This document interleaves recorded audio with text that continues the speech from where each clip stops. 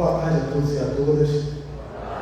É com muita eloquência, né, que esse meu irmão fala, dá uma inspiração, velho. O jeito que ele fala assim, parece que vai arrebatar as multidões. É uma capacidade de acessar com a fala. Meus irmãos, nós estamos recebendo agora Flávio Neri. Então não tem para a gente não sair da zona de inércia e não fazer um movimento e tudo mais, né? É importante porque a fala tem uma energia muito poderosa. E às vezes a eloquência do falar, quando ela é vivenciada, no tipo de desrespeito que sai do coração, a gente arrebata multidões, muito mais do que outras coisas que poderíamos acessar. Então ele fala com amor e vejo que fala com eloquência também. Então por isso que ele tocou a mim, como deve ter tocado a vocês. Então ajudem a casa do caminho, vão no bazar, façam o que vocês puderem, usem seus talentos, para que assim a gente possa estar no mundo servindo a causa do Cristo, que é o nosso, e deveria ser o nosso maior propósito. Então, o tema de hoje, eu tive a oportunidade de falar sobre esse assunto no outro centro espírita em Salvador, no mês de setembro. Eu estava olhando ali nos meus arquivos e vi que eu fiz essa mesma palestra, mas só que o título era A Parábola dos Talentos. A daqui ela transformou um pouco mais e colocou de uma forma onde estão os seus talentos, né? Mas a base do que Geizinha me passou foi desse livro.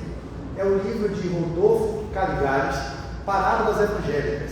Eu sempre trago as obras porque eu tenho aprendido ao longo do tempo que muito mais vale que vocês possam, por si próprios, irem nas fontes e procurar compreender a partir do nível de compreensão e do nível evolutivo que vocês estão, do que ficarem só se pautando naquilo que nós, expositores, estamos tentando de alguma sorte levar até vocês, porque vai pelo viés da minha interpretação. Tem todo o movimento de como eu faço a leitura, e vocês assim ficam muito acomodados, do meu ponto de vista, a ficarem sempre ouvindo expositores falando, quando o Espiritismo é uma doutrina eminentemente de estudo, e a gente precisa estudar o Espiritismo, mas estudar mesmo.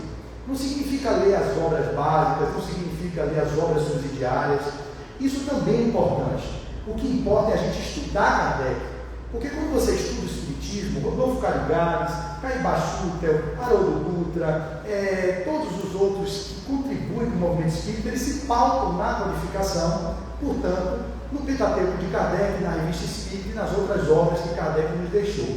Se vocês se acostumam a ouvir Flávio falar, ouvir outro expositor falar e pegar aquilo como referência, é muito limitado. Eu sempre lembro dos meus professores que diziam assim: quando você se formar, se você estuda por caderno, você vai cobrar um preço.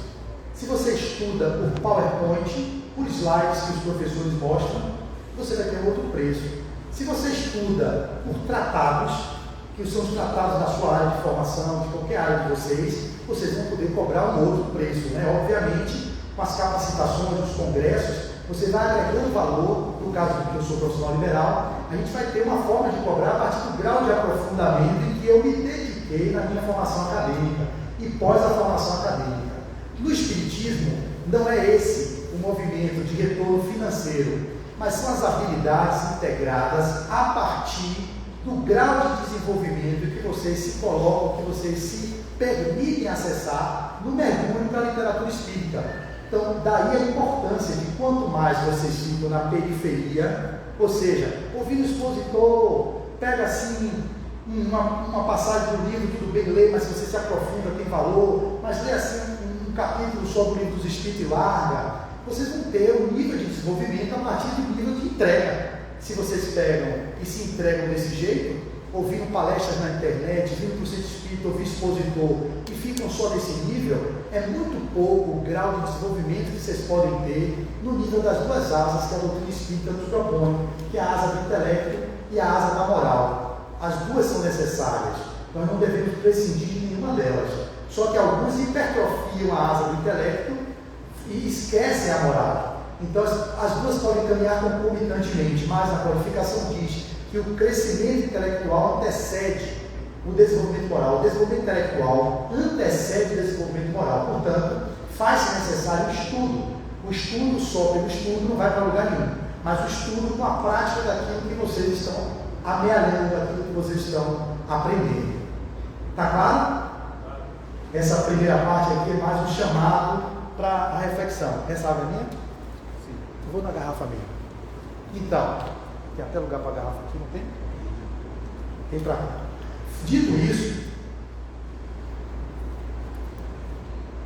a gente vai fazer a leitura da parábola dos talentos, para que a partir da leitura possamos desenvolver o tema com algumas histórias de Humberto de Campos, que é irmão X, com alguma parte da leitura de Rodolfo Caligares, que é a fonte de onde nós tiramos a nossa exposição, e a gente vai clareando também com as minhas experiências de vida, tentando trazer para o cotidiano de como vocês podem perceber a utilização dos talentos que vocês sequer sabem que têm, mas têm, mesmo aquele que perceba-se cego, surdo, mudo, ele pode, mesmo nessa condição, elevar o pensamento ao alto e fazer uma oração mental. Já é uma forma de utilização do talento.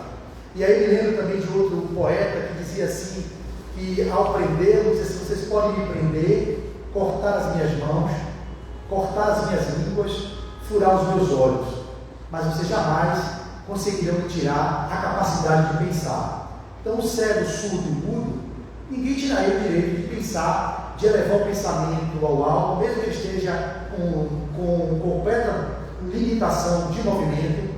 Ele tem a capacidade de pensar, quando tem, né? Porque tem pessoas também que vêm com embotamento mental, que vêm com as idiotias, as patologias psíquicas, que aí invalidam até a capacidade de refletir de forma coerente.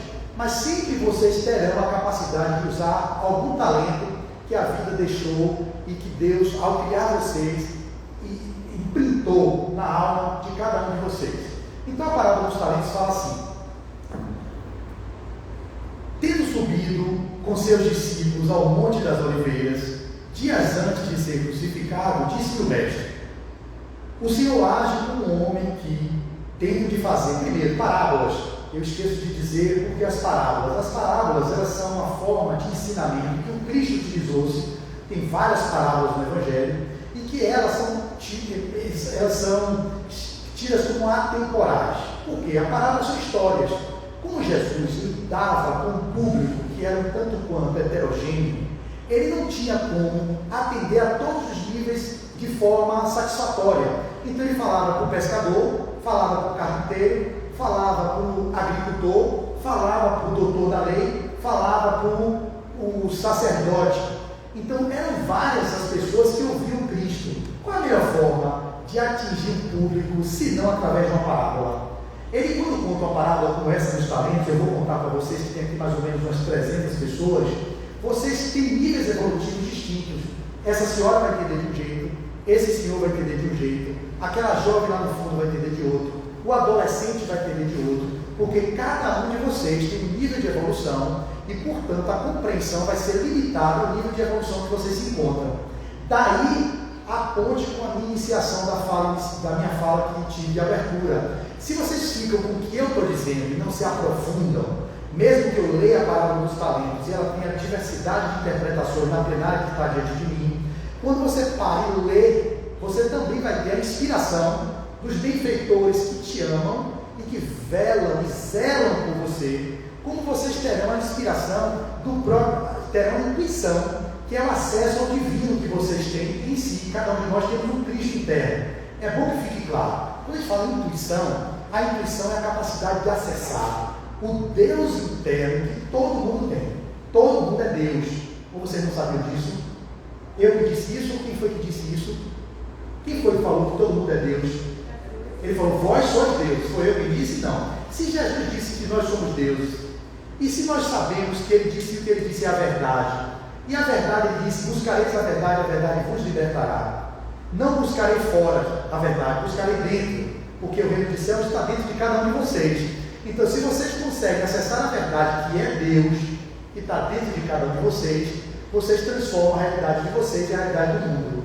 Então, quando a gente fala da intuição, a intuição é você acessar o divino que habita em cada um de vocês. Mas como é que acessa a intuição se vocês não silenciam? Como é que a gente pode acessar a intuição se a gente vive nessa balbúrdia, nos distratores que a vida de exterioridades nos tem ofertado? Nós não temos como avançar se ficamos no mundo, e quando eu falo ficamos, eu me incluo principalmente, nessa distração que é as redes sociais, que são as notícias de televisão, que são os jogos de Copa, que são bacanas, maravilhosos, inclusive, eu fiquei muito feliz que o Marrocos tirou a Espanha. A gente sempre torce para os times mais fracos, né? Então eu fiquei muito feliz por ver o Marrocos no pênalti tirar a Espanha e pela primeira vez está nas quartas de final. Mesmo que eu torci para o Japão, mesmo que esses times venham tirar o Brasil, não tem problema.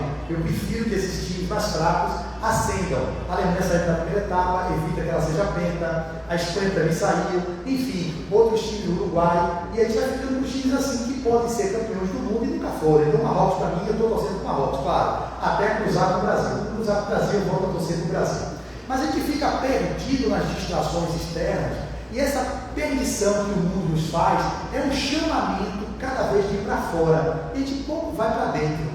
E o ir para dentro significa acessar o Deus interno, o Cristo interno, o Buda interno, aquilo que é o divino que vocês trazem dentro de vocês, mas não sabem, porque está tudo assim perdido. Não sabe onde veio, não sabe o que está fazendo aqui, não sabe onde vai. A maioria dos 8 bilhões de habitantes do planeta vivem assim. Não sabe onde veio, não sabe o que está fazendo aqui e não sabe onde vai. Nós espíritas que somos, que já temos essa doutrina libertadora de iluminação de consciências, não podemos vacilar numa outra encarnação como essa que estamos tendo a oportunidade de fazer diferente a nossa trajetória. E quantos de nós nos perdemos, inclusive eu, temos talentos que já foram colocados em nós e enterramos esses talentos sem utilizarmos a contento, como deveríamos. Então, para vocês acessarem o divino é através da intuição, e para vocês terem intuição de algo precisa silenciar. E a inspiração é a capacidade de, no silêncio, ouvir os nossos benfeitores, que nos inspiram. Eu estou aqui, se eu faço silêncio, eu posso escutar as presenças que existem à minha volta. Milhares de espíritos, ou centenas de espíritos estão aqui, porque cada um de vocês tem os seus mentores, mas cada um de vocês também tem os seus cobradores evolutivos, tidos como obsessores. Alguns estão aqui dentro, outros estão lá fora, esperando vocês saírem da casa para colar de novo no psiquismo de vocês. E se vocês não amadurecem, não procuram movimentar-se por mais na transformação moral, continuam sintonizando com os incautos e com aqueles que querem nos destruir e querem ver o nosso insucesso, como nós estamos passando no planeta, com exceção coletiva, mundial. Haja visto que a gente viveu nas eleições, mas isso já passou. Então, essa vigilância, no silenciar para ouvir Deus e também silenciar para ser inspirado pelos benfeitores, faz-se extremamente necessário para que nós não fiquemos no mundo como joguetes das entidades levianas e joguetes das sombras que trazemos do nosso passado delituoso de iniquidades e de dores. Então, uma leitura de uma parábola como essa, quando eu vou fazer para vocês pegam a minha leitura e ficam apenas com a minha leitura e com a minha interpretação, isso é temerário, é lamentável, que vocês não tenham cuidado mínimo de aprofundar os temas. Sejam alunos melhores, porque a Terra, está no Evangelho segundo o Espiritismo, é um mundo de provas e expiações. E no mundo de provas e expiações está dito lá que aqui é um hospital, um sítio malsão ou um presídio. Quem é que fica em hospital? Doente. Quem é que fica em presídio? Delinquente. Então eu sou delinquente e presidiário.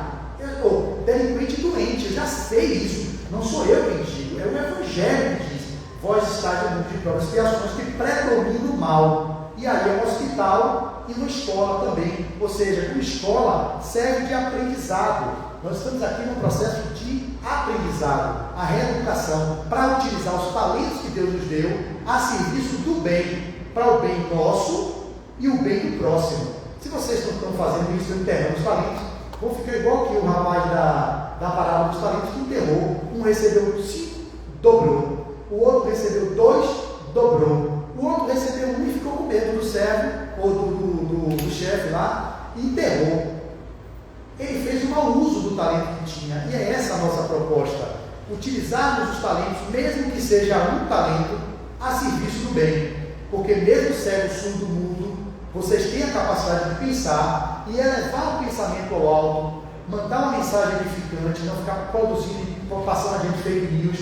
É um grande serviço à humanidade nessa era de tanta desumanidade, de tanta inconsciência no planeta. Isso é a utilização de talento a serviço do Cristo, a serviço do amor, a serviço da causa. E para isso, não há como fazer com uma palestra, uma exposição minha dizendo, com um discurso que é meu. É preciso vocês olharem para as questões internas e fazerem o movimento de acessar o divino que habita em cada um de vocês. acessando o divino, vocês acessam a verdade. Acessando a verdade, vocês vão ter um talento que seja, e esse talento vai estar a serviço do amor, vai estar a serviço do bem. Está claro isso? Está claro? Vocês vão procurar vivenciar isso de alguma forma, ou eu estou falando com uma voz eloquente do meu irmão, e a minha eloquência também estou tendo aqui de acessar em mim o meu divino, para impulsionar, entusiasmar, emular, motivar essa galera que é a nossa humanidade no corte agora de vocês que estão aqui com essa plenária lotada e que me deixa feliz em ver o retorno às casas espíritas, quando nós estávamos muito mal acostumados em ficarmos só virtual, e alguns centros estão até evitando dizer que tem virtual, para que as pessoas se movam até as casas, porque na casa você tem a troca, você compra o livro, você vai na cantina, você abastece, você abraça o amigo, e você nesse movimento, você faz com que o movimento espírita fique pulsante e não perca a sua robustez, sem prescindir da tecnologia que tem nos ajudado a também potencializar muitos talentos que chegam a outros lugares, como agora eu estou transmitindo aqui no meu Instagram, e tem muitas pessoas aqui nos assistindo, e posteriormente vai ficar disponível a própria Geisa. Falou, Flavinho, hoje eu não vou poder ir, mas eu vou assistir pelo seu canal. Não sei se a Casa do Caminho voltou a transmitir, não, né? Não, né? Não está transmitindo. Então, eu faço isso, eu peguei essa expertise no processo da pandemia, foi um ganho, uma outra habilidade que eu desenvolvi, de não perder tempo e transmitir, porque eu sinto que algumas pessoas que não podem estar trabalhando vão assistir e de alguma sorte serão tocadas com aquilo que eu possa dizer e que seja contribuição. Então, Jesus vai, através de parábola, fazer aquilo que é um movimento de divulgação da verdade. Só que a parábola acessou muitas pessoas de vários jeitos, de várias formas, e hoje, até hoje, acessa de outro jeito, porque a parábola é como as músicas clássicas, um Tchaikovsky, um Beethoven, um Vivaldi, um Brahms, um Chopin, um Bach. Esses são clássicos. Vocês nunca, quem gosta de boa música, em qualquer momento histórico, a música clássica não é clássica porque ela é clássica, ela é atemporal. Assim o Evangelho, assim as parábolas. A parábola é atemporal, ela pode ser interpretada no momento do Cristo de um jeito, mas ela, com o desenvolvimento intelecto-moral da humanidade, ela pode ser interpretada de um outro jeito. Se for com uma abordagem psicológica, transpessoal, transexistencial, palingenésica, ela pode ser interpretada de um outro jeito. Tanto que o Cristo mandou o Consolador prometido, que foi o Espiritismo, para melhor traduzir as parábolas e os ensinamentos do Cristo, porque na época ele não podia dizer tudo. E, portanto, o Espiritismo chega em 18 de abril de 1857 para trazer, tirar o véu sobre a forma alegórica em que o Cristo nos falou sobre a sua boa nova, onde Moisés a primeira revelação, Jesus a segunda e o Espiritismo a terceira revelação, que está na terra e que a gente às vezes não está sabendo utilizar essa doutrina que é o manancial de luz. E através da parábola Jesus disse: o Senhor age como um homem que, tendo que fazer longa viagem fora do seu país, chamou seus servidores e lhes entregou seus bens. Depois de dar 5 talentos a um, 2 a outro e 1 a outro, segundo a sua capacidade, partiu imediatamente. Então, o que recebera 5 talentos foi-se, negociou com aquele dinheiro e ganhou outros 5. O que recebera 2, da mesma sorte, ganhou outros 2, mas o que apenas recebera 1, cavou na terra e aí escondeu o dinheiro de seu amo. Passado longo tempo, o senhor daqueles servos voltou e o chamou a contas. Veio o que recebera 5 talentos e lhes apresentou outros 5, dizendo: Senhor, entregaste-me 5 talentos, aqui estão, além desses, mais 5 que lucrei. Respondeu o amo: Ah, bem está, servo bom e fiel, já que foste fiel nas coisas pequenas, dar-te-ei a independência das grandes, entra no gozo do teu Senhor. Eu aqui fazendo um teatrozinho da voz do Senhor. O que recebera 2 talentos, apresentou-se a seu turno e lhe disse: Senhor, entregaste-me 2 talentos, aqui estão, além desses, 2 outros que ganhei. E o amo disse: Servidor bom e fiel, pois que fostes fiel em pouca coisa, confiar-te-ei muitas outras. Compartilha da alegria do teu Senhor. Veio em seguida o que recebera apenas 1 talento e disse: Senhor, sei que és homem severo, que ceifas onde não semeastes, e colhe de onde nada puseste. Por isso, como tive medo de ti, escondi teu talento na terra, eis aqui, tens o que é teu. O homem, porém, respondeu: servidor mau e preguiçoso, se sabias que ceifo onde não semeei e que colho onde nada pus, devias pôr o meu dinheiro nas mãos dos banqueiros, a fim de que, regressando, eu retirasse com juros o que me pertence. E prosseguiu: tire-me, pois, o talento que está com ele e dê-o ao que tem 10 talentos, porquanto dar-se-á a todos os que já têm, e esses ficarão acumulados de bens. Quanto àquele que nada tem, tirar-lhe-á mesmo que pareça ter, e seja esse servidor inútil lançado nas trevas exteriores, onde haverá prantos e ranger de dentes. Essa é a passagem do Evangelho de Mateus, capítulo 25, versículo 14 a 30. E aí o Carigares vai trazer interpretação. Ele vai trazer interpretação que eu vou tentar não ficar lendo para não cansá-los, mas que está claro para você. O servo amo é Deus. Não Deus punitivo, antropomórfico, que castiga ninguém, mas que nos colocou talentos, que são as nossas habilidades, as nossas possibilidades, e que uns de vocês têm 5, e estão dobrando. Uns têm 2 e está dobrando, e o que tem 1 está enterrando. Já faz uma lógica contrária àquela quem diz que quem tem muito pode não estar fazendo o que era a proposta de que quando é imputado a capacidade de ter muitos bens materiais. Porque é possível que muitos ricos, que têm muitos talentos, no caso da parábola financeira, a gente vai transportar isso para os talentos que são as habilidades que cada um de vocês tem, independentemente de ser financeira. Na parábola ele fala do dinheiro, porque é onde toca, aquela população ali, avarentos, judeus, de modo geral, que viviam na época, queriam também trabalhar com as moedas, os denários. Tinha os hipócritas, né, que viviam naquela época, e que a linguagem do Cristo tinha que atender a demanda daquele povo. Falar de talentos com relação a dinheiro, na passagem pode ser assim, mas a gente pode levar para um outro tipo de interpretação. Como eu falei, o talento de orar, o talento de servir, o talento de varrer uma sala bem varrida, a habilidade de fazer uma palestra de uma qualidade significativa, a capacidade de atender clientes, mesmo sendo remunerados, e dando um pouco mais daquilo que era, o que você poderia ter ofertado. Isso são as formas. Então, quando o cara tem 5 talentos e dobra, ele tem o poder de ter muito dinheiro e conseguir gerar emprego, gerar renda, fazer uso e bom uso das riquezas, para fazer com que a sociedade consiga ascender das classes miseráveis para uma classe que seja minimamente suficiente para viver nesse mundo. E a gente pode trazer o exemplo, já que estamos em época de Copa do Mundo, do jogador, se eu não me engano, de Camarões, de alguma equipe dessa aí, que ele simplesmente falou assim, que é tão rico, ele é tão rico, que ele disse: poxa, eu vim de tão pobre da África, de um país pobre na África, que eu não preciso de um jato, eu não preciso de um iate, eu não preciso de um campo de futebol com carga de pós-esportivas, eu posso promover isso para a minha população, de onde eu vim, para poder entregar um pouco do que eu pude receber, ou seja, honrando o seu ancestral, honrando sua pátria, levando para os mais necessitados a fortuna que ele tem. Eu não tenho nem noção do dinheiro como é. Quando eu vejo esses jogadores, gente, eu não tenho noção. Eu ganho não sei quantos milhões, estou vendido por não sei quantos milhões de euros. Eu não tenho, minha cabeça não comporta esses valores. É uma coisa tão estratosférica, porque eu já vi com um valor tão legal para viver, como uma pessoa de classe média que eu sou. Meu Deus, se eu tivesse isso tudo, por que eu preciso mais? Eu não tenho tantas necessidades, senão fazer uma reforma na escada, ajeitar meu consultório. São coisas mínimas. Eu não tenho essa necessidade de avião, de estar viajando todo ano. Não é a necessidade da minha alma. Eu imagino que esse cara milionário com o futebol, ele está vendo que o que ele tem já é suficiente para ele viver em paz. Não precisa ele comer bifes com ouro, que nem é o problema do cara que come o bife com ouro, mas é a pessoa que tem um restaurante que oferece isso ao nível do mundo que nós estamos. Quando milhares de pessoas estão na extrema pobreza, na miséria extrema, a pessoa oferece carne que custa R$9.000, regada a fios de ouro na carne. Em que mundo nós estamos? Que mundo é esse?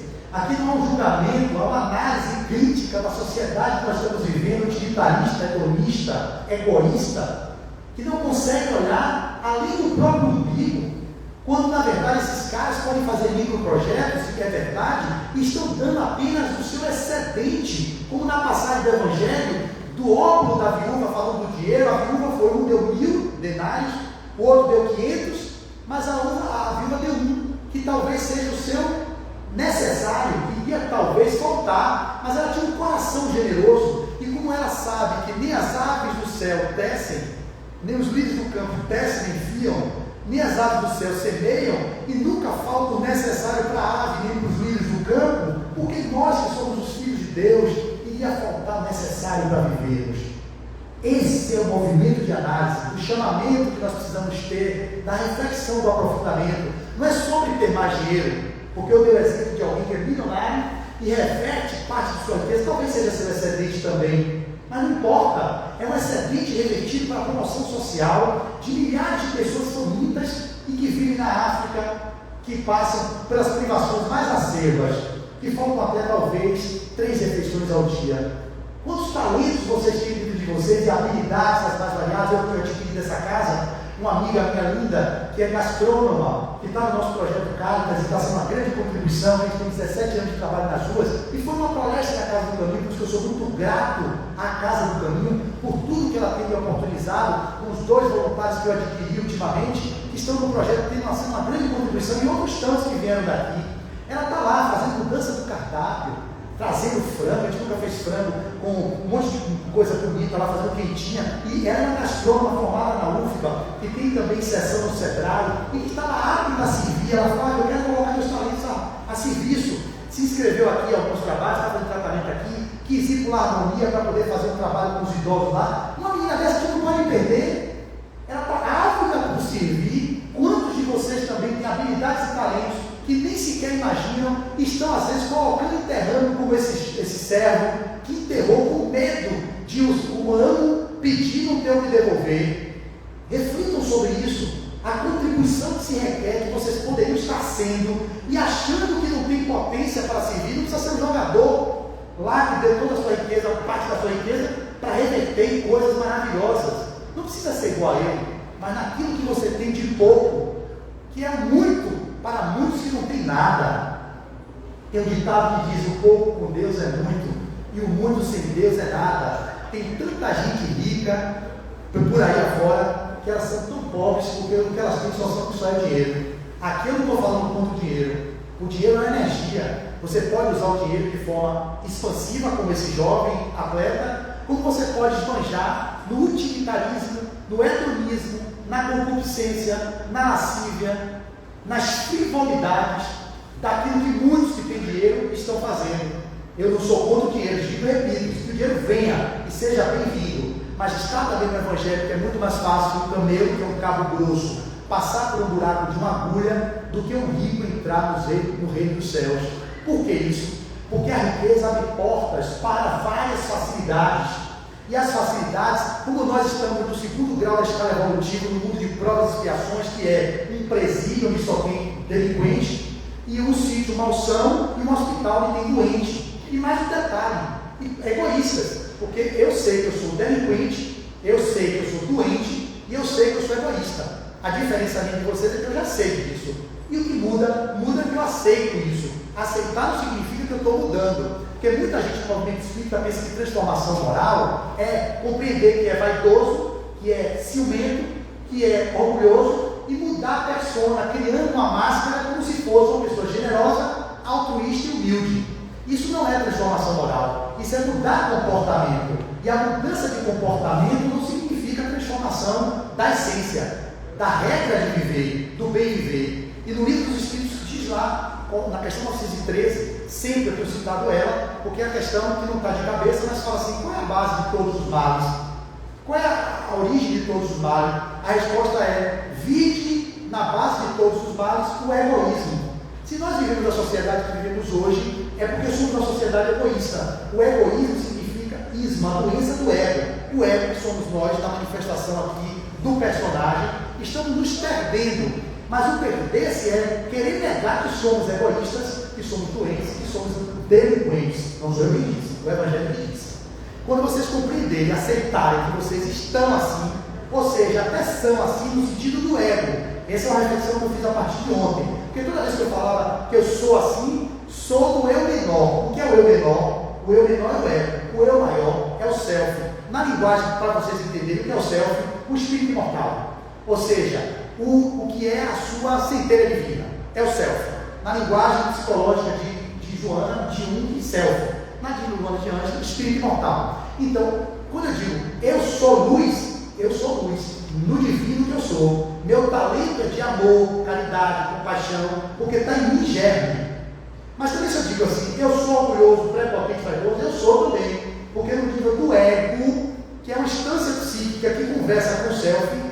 Para quem não entende da linguagem psicológica é fácil, é como se fosse você na expressão aqui, que está conversando com todo mundo, é como se fosse o porteiro do prédio, é o ego. E imagine que o self é o síndico. Olha que legal, para trazer para o dia a dia de você. Então o síndico, quem manda nas regras do condomínio é o síndico. Mas se o porteiro quiser contrariar o síndico, entende? O porteiro é o ego. Ele vai começar a dizer ao síndico, não use a água o dia inteiro, porque pode gastar. Ele não, eu vou usar mesmo. Aí molha tudo, no outro dia faltou para molhar a grama. Ele, mas rapaz, a recomendação não foi você usar só 2 vezes ao dia a água, de manhã e de tarde. Não, senhor, a gente estava seca a folha, eu resolvi molhar. O síndico dá ordem de que só pode entrar no prédio quem se identifique, que mostre a sua carteira de identidade. O porteiro, que é o ego, acha que não, vou contrariar esse síndico, deixa todo mundo entrar. Ah, rapaz, eu já lhe disse que só podia deixar entrar quem se mostra quem é. O cara é ladrão, roubou a casa da moça. Ah, não, eu faço o que eu quero. Nessa imagem que eu estou trazendo para ficar claro, é como se o ego é o porteiro da casa de vocês. Mas o síndico, que é o self, que é o divino, que deveria gerenciar o condomínio, não deixa. Quem está gerenciando é o porteiro, que tem sua função. Sem o porteiro, a gente não consegue manter a ordem do condomínio. Porém, se deixar tudo na mão do porteiro deliberar, decidir o que ele quer fazer, o condomínio vai bancarrota. Vocês compreendem isso? Então, ego, porteiro, self, síndico.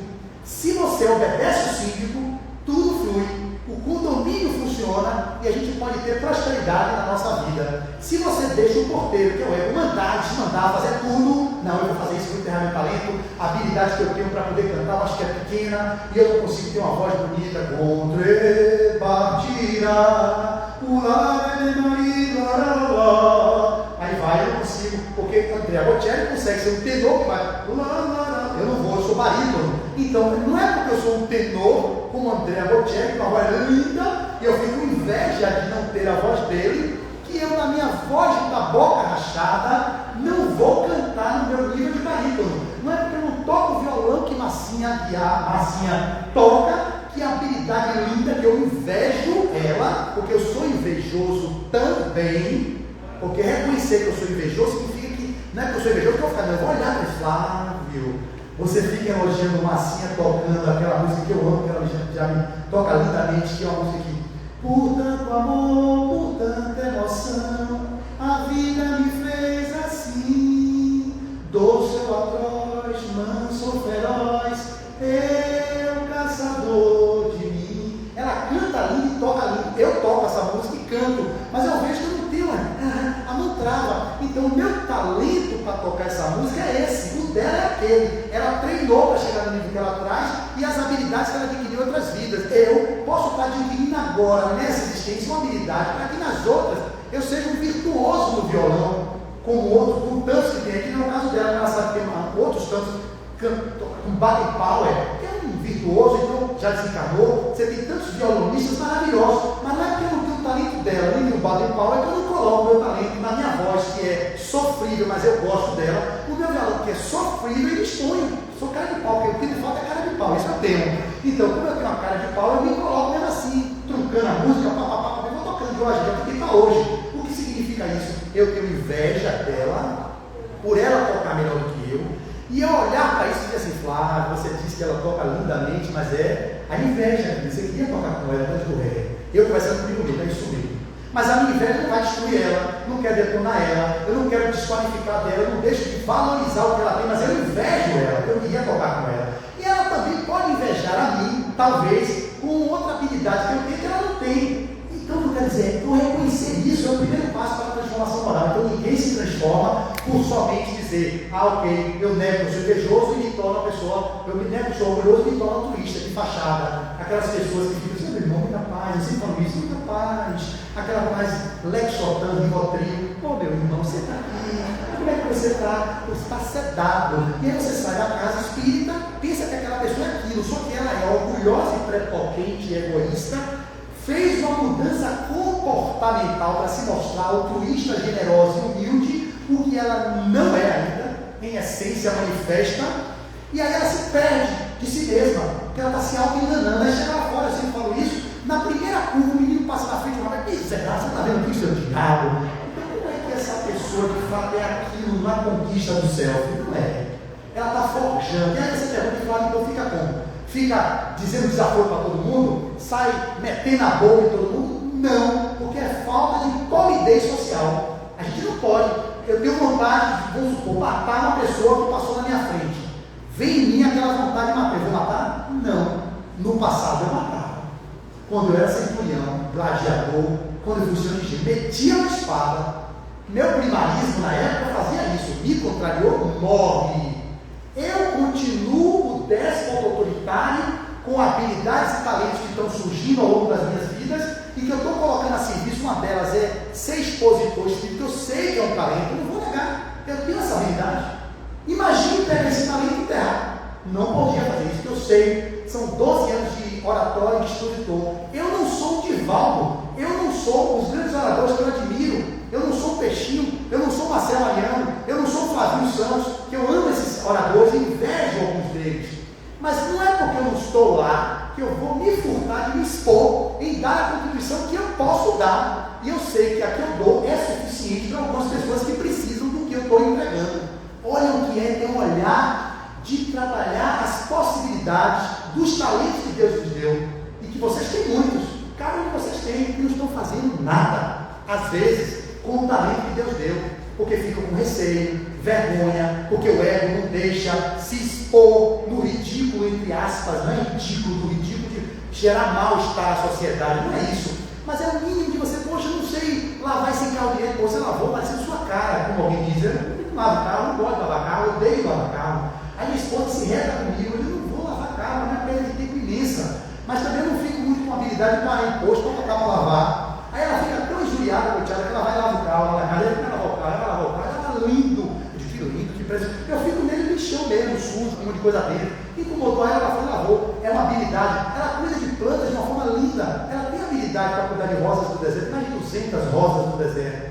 E eu vejo aquilo. Ontem eu tive a minha primeira graviola, que eu dei o nome meu, cada árvore lá tem um nome, né? Um coqueiro é Daisy, o outro coqueiro é Nick, que é o cachorro, a graviola sou eu, Flávio, o frutapão é minha empregada Raquel, a outra árvore, a goiabeira é Dora, aí uma minha mãe, a tangerina. Aí eu fui plantando e dando energia de cada familiar naquelas plantas. Aí eu ontem, gostando da cadeira, tá vendo? O único que deu mais foi a graviola, uma graviola desse tamanho que a gente sacou com o passarinho não pegar. Essas habilidades eu estou aprendendo, são talentos que ela tem e que cultiva, ela faz a rega, faz a poda, faz o processo de adubação e aí brotou. Ela é amor, você fica aí só, claro, porque a graviola tem meu nome. Eu fui me modificando e energeticamente eu magnetizei a graviola, porque eu não fui lá nem molhar a graviola, nem fazer nada. Meu talento é esse, eu estou aqui, ó, minha graviola, você vai ficar cada vez mais bonita, minha graviola, porque o trabalho é puro, você está lá capinando, cortando. Eu vou lá de vez em quando, olho ela e converso com ela, ô, você está linda. A Lisa delas também, só que a minha sou eu, é minha energia. Aí eu tomei hoje o meu suco de graviola, ontem eu tomei da minha própria, orgânica, do nosso próprio cultivo. Então, os talentos que a gente tem são os mais variados. O que vocês estão fazendo com eles? Enterrando os talentos? E aí, para a gente ir para esse movimento de finalização, porque até 3 horas, é isso? Ou até 10 para as 3?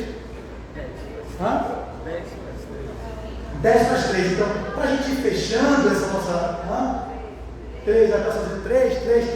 Então, para a gente dar uma continuidade, tem uma passagem aqui do livro de Humberto de Campos que eu vou mostrar a vocês como os talentos podem ser outras coisas e como a irmã dor, que eu estou aqui agora, saindo de uma crise, de uma longociatalgia, de um grau 10 de dor. 10. Vocês não sabem trabalhar com escala analógica de dor. Como a gente trabalha na terapia e fala assim, ó, 0 é dor nenhuma, 10 é a maior dor do mundo. Qual é o grau de dor, senhora, que a senhora está vivendo hoje? 8, 7, 6, 5, a minha, há 15 dias atrás, 10, se tivesse 11, estaria. O que eu quero dizer com isso? A dor é um instrumento que pode servir como aprendizado e não necessariamente levar para o sofrimento. Agora aqui em ortostase, em pé, eu estou sentindo a dor e já está irradiando com o pé. Ou seja, tem dias que eu não faço palestra assim depois da crise, da hérnia. Saí dela, tive que tomar alopatia, tive que tomar alopatia, eu não gosto, mas eu tomei, a dor foi tão lancinante, e se eu não tomasse a alopatia dessa vez, eu não sou tão fundamentalista a esse ponto, eu não ia levantar da cama para fazer xixi, eu precisei me lembrar dos meus pacientes com papagaio e paradeira. Eu digo, não, eu para virar, Deus me ajuda, não conseguia mover. Foi uma das piores dores. Falam que as piores dores, cada um tem o seu nível de tolerância à dor. Mas a pulpite, que é a inflamação da polpa do dente, a cólica renal, a neurologia do trigêmeo, e agora eu atribuo a discopatia degenerativa, comprimindo o ciático, comprimindo a medula, que está comprimindo tudo aqui em mim. Tudo. Eu estou aqui em pé diante de vocês. Já vou fazer ressonância para ver se é cirúrgico, se é tudo. Fazendo fisioterapia, eu mesmo fazendo a bola suíça, fiz acupuntura, fiz moxa, fiz ventosa, fiz crânio sacral, fiz todos os recursos integrativos, mas eu sentia que naquele dia eu tinha que tomar um remédio. E tomei o maldito remédio, entre aspas, bendito, porque salvo o remédio que pode tirar uma pessoa de uma crise de dor que eu tive, mas não queria ficar acostumado naquilo, porque a tendência das pessoas é ficar achando que só o remédio resolve. O remédio ele remedia a dor, que é um sintoma fruto de uma crise que tem por trás. Se eu fico tomando remédio suprimindo a dor, eu esqueço de saber que a postura está inadequada, como é que eu estou dormindo, eu já estou mudando tudo. Como eu deito, como eu levanto, na academia, exercícios que lesionam, repensando tudo. Então a dor se viu como o quê? Como aprendizado. Então a dor também pode ser um talento nessa passagem aqui do irmão X, que ela tem como 3 vertentes. A dor pode ser de prova, a dor pode ser uma expiação e a dor pode ser uma missão. Vou dar exemplo. Em minha dor aqui pode ser uma expiação do passado delituoso, ter decapitado, ou melhor, cortado as pessoas pelo meio.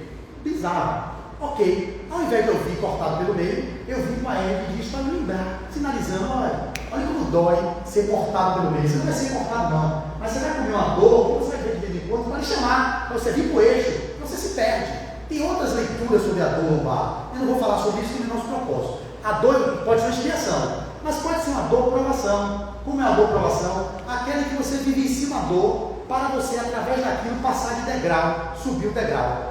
E pode ser também uma dor missão, uma de Chico, uma de Jesus. Jesus espiou, uma de São Francisco de Assis, que viveu o tracoma. Ele estava vivendo a dor como missão para ensinar a humanidade. O talento dele era suportar a dor como um instrumento de evolução para o espírito imortal. Vocês podem compreender. Então, dor expiação, dor provação e dor missão. Jesus precisava viver o que viveu o martírio do Calvário da cruz, ter vivido o que viveu aquele centurião perverso que jogou a lança nele, botou a coroa de espinho, não precisava. Ele viveu a dor missão. O São Francisco, dor missão. O Chico Xavier, talvez uma dor, provação e missão, que veio com catarata já desde cedo, veio com os problemas dele, para poder dizer, Chico, você enfrentou bem, mesmo com a catarata problemando. Eu perguntou assim, ele, irmão, eu estou com um olho aqui que não estou aguentando mais de dor. Para quê? Você tem 2 olhos, use o outro olho. É jogo duro. Então, para que você quer mais de olho? Para que 2 olhos? Use o outro. Então, não alimentava o mimimi de Chico. Já, mano, eu estou com 12 olhos. Não, vamos para frente, Chico. E ele psicografou mais de 400 e poucas obras. Então, ele usou o talento dele, a dor que era, talvez, prova, para gerar empoderamento da população. Quando os irmãos começam a vir para cá, começa a ficar tenso, que parece que o tempo já está se esgotando. Então, vamos terminando, para terminar no horário lá que me disseram aqui, que é 3 horas, né? 3 horas, né? Pode ser? 5 para as 3. Então, vou ler aqui e termino. Vamos lá. A passagem é essa daqui. E eu finalizo minha exposição. Lembrando a parábola.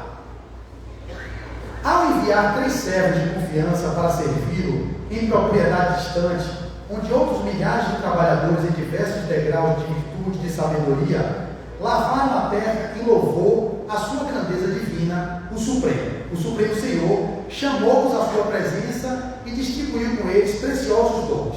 É diferente da parábola, vai mudar. Irmão X vai mudar. Afagado o primeiro, entregou-lhe 5 talentos, santificando. Conduze contigo estes tesouros da alegria e da prosperidade. São eles a saúde, a riqueza, a habilidade e discernimento e a autoridade. Então, os 5 talentos aqui foram denominados essas virtudes, não é mais dinheiro.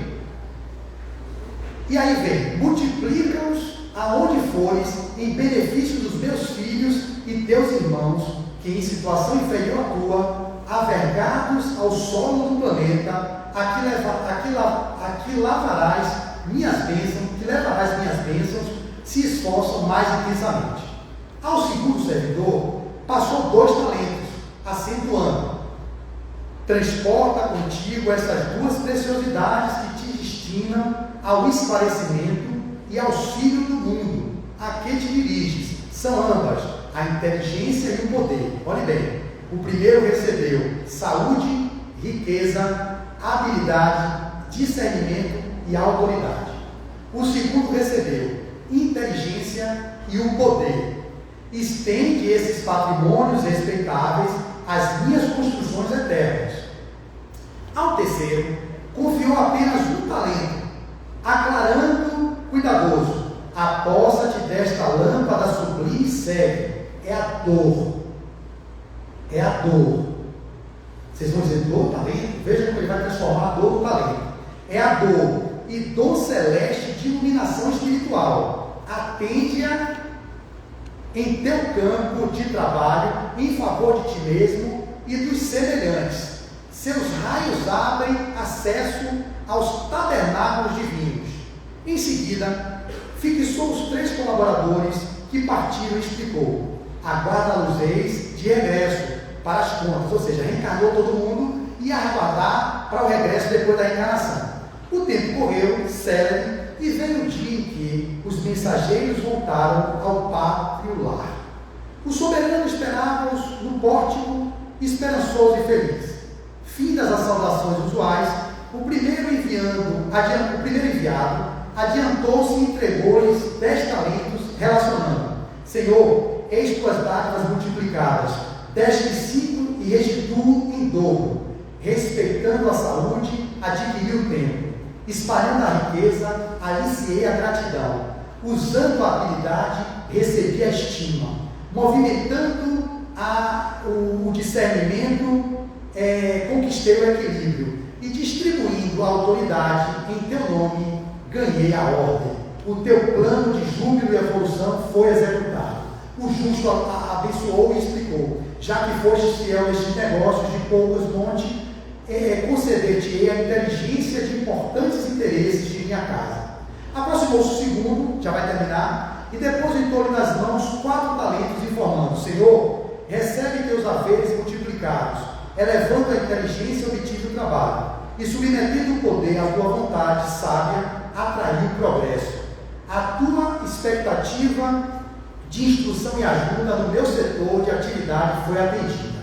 O pai louvou-lhe a conduta e falou contente: já que revelaste lealdade no pouco, ser-te-á conferido muito das grandes tarefas. Logo após, acercou-se o terceiro e último servo da expedição, e devolvendo intacto o patrimônio que recebera, notificou: Senhor, recolhe de volta a indesejável herança que me deste. Sei que és austero e exigente, que colhes o que não semeias e que ordenas por toda parte, experimentando enorme dificuldade para aguentar a carga que me puseste nos ombros, e temendo-te o juízo, escondia na terra e reponho-a agora em tuas mãos. Esta dádiva é um fardo difícil de carregar, constitui-se desagradável recordação por onde passei, estorvou-me os desejos e de modo algum desejaria possuí-la outra vez. É impossível obter lucros ou vantagens com semelhante obstáculo. Retoma, pois, teu estranho e insuportável depósito, devolvendo a dor do cara. E ele arremata e eu fecho, irmãos, para vocês trabalharem na continuação do trabalho da dor, que todos vocês aqui estão procurando o alento, e essa parábola vai servir para vocês refletir um pouco que toda dor pode ser pouca diante daquilo que Cristo nos disse: o meu jugo é suave e o meu fardo é leve. Por isso que eu acolho a minha dor, que está lancinante de novo nesse momento que eu estou em pé, dizendo: Senhor, obrigado por essa dor, porque é muito melhor tê-la e aproveitar como nível de desenvolvimento e aprimoramento do ser recalcitrante que sou, do que vir de um jeito que talvez fosse muito mais limitante para a minha conduta do que eu tenho me proposto a ser. E aí o benfeitor falou: o poderoso contemplou triste e falou enérgico: servo mau e infiel, como poderás multiplicar minha bênção se nem ao menos te deste ao esforço de examiná-la? Como iluminar o caminho se mantiveste a lâmpada apagada?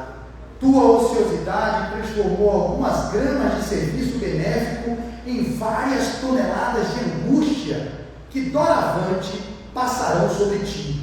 criastes fantasmas que nunca existiram, multiplicastes preocupações e receios que te levaram a gritar e espernear como simples tolo no avançado círculo das minhas obras. Por fim, atiraste-lhes o tesouro ao pântano do desespero e da revolta e vens comentar o temor e o zelo que minha presença te infunde quando foste tão somente preguiçoso e insensato. A dor era a tua oportunidade sagrada, a única de iluminação ao próprio caminho, para que a tua claridade amparasse os companheiros de luta regenerativa e salutar. Repeliste o dom que te confiei, volta, portanto, a sombra e a desesperação que abraçaste. E o servo que se perdera pela imprevidência e pela inconformação, a inconformação, somente entendeu o sublime valor da lâmpada do sofrimento quando se viu sozinho e desamparado nas trevas exteriores. Que a sua dor, que a minha dor, sirva de estímulo como um movimento de impulsionar tantos outros que sofrem muito mais do que nós a ser a contribuição que o Cristo requer, usando o talento da dor para transmutar a dor, buscando a cura da nossa alma, como sendo o espinho na carne que sinaliza os pontos em que nós devemos nos modificar, para que assim sigamos com Cristo rumo à plenitude e à bem-aventurança que Ele tanto espera de nós. Que Jesus nos ampare, muita paz, e que Jesus seja convosco hoje, amanhã e sempre. Assim seja.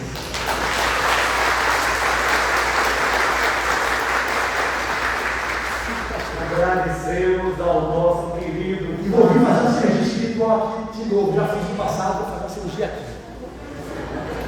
Para complementar tudo, porque não é só alopatia, homeopatia, terapia integrativa. Também tem o espiritual e o psíquico. O que é que vocês estão fazendo no psíquico, né? Para modificar esses quadros. Então aqui vem o aprendizado. Lembrei, cirurgia espiritual na casa do caminho. Já vamos escrever. Agradecemos ao nosso querido Flávio Neri por essa palestra edificante e concreta e necessária para a nossa evolução espiritual. Convidamos para proceder ao básico coletivo. Desculpa, passei 8 minutos.